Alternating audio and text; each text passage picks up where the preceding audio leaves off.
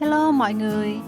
Vậy là chỉ còn vài ngày nữa thôi là Tết lại sắp đến nữa rồi. Hôm nay mình sẽ tham dự lễ hội cuối năm do trường em Taco tổ chức. Và sau đó về nhà trang trí nhà cửa để chuẩn bị đón Tết. Cuối ngày thì mình sẽ làm món lẩu tôm bầu để cho cả nhà cùng thưởng thức với nhau.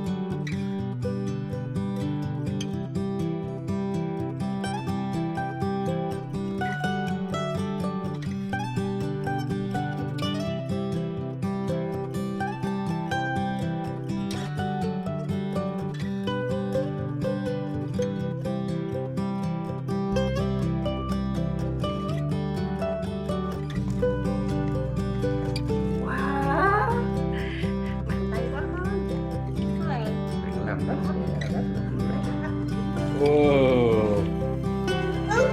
Ủa? Hả?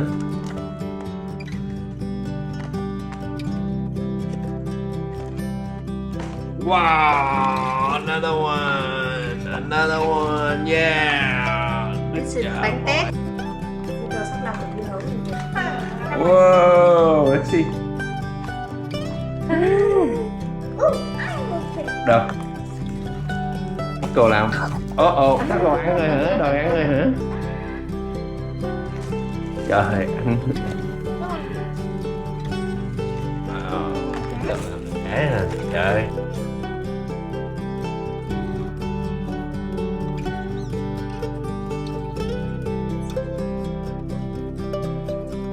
Vừa trang trí nhà xong thì hoa tới. Bây giờ mình đi trồng hoa nha.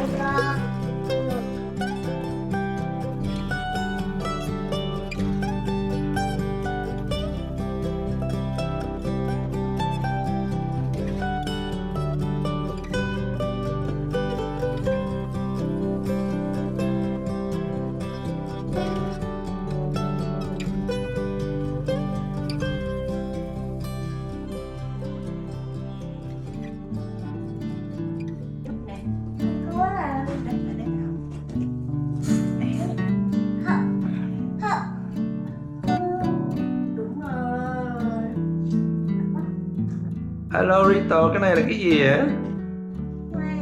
Hoa gì? Hoa tuyết mai cho cái gì? Ai trang trí đẹp quá vậy? Mẹ hả? Mẹ và con hả? Trời ơi.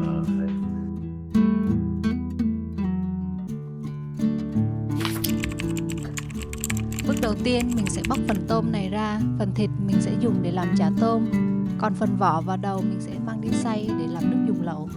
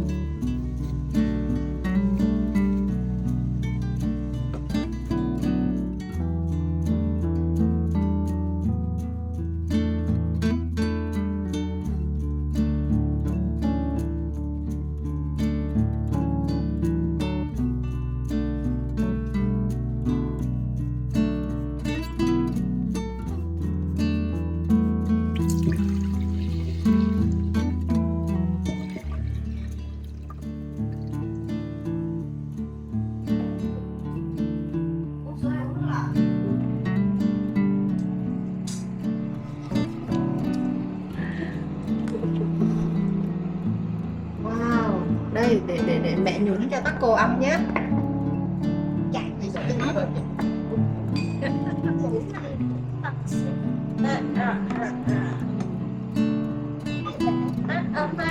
Chúng ta đừng có làm rớt nghe, rớt cái liền. Có lần bố lỡ làm nữa để nó ngồi xuống đi.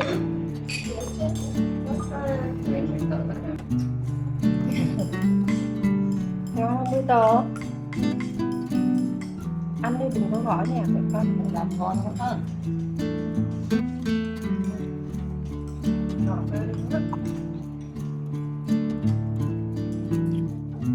Món ăn này mình thấy rất ngon, thời gian nấu lại nhanh, nước dùng thì thanh ngọt. Mọi người thử ngay trong dịp Tết này coi sao ha. Cảm ơn mọi người đã theo dõi kênh của mình và hẹn gặp lại mọi người ở những video tiếp theo.